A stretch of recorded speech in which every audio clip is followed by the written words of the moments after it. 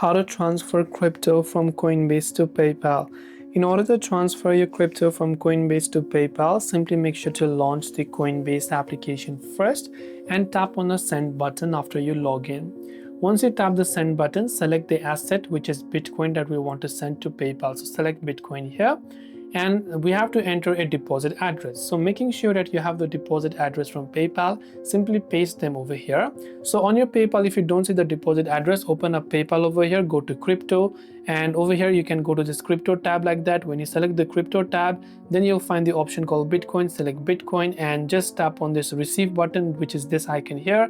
And when you do that, you'll tap on receive. When you tap on receive, you'll find a Bitcoin address. So copy your Bitcoin address from PayPal and come back to Coinbase and paste it here and tap the continue button.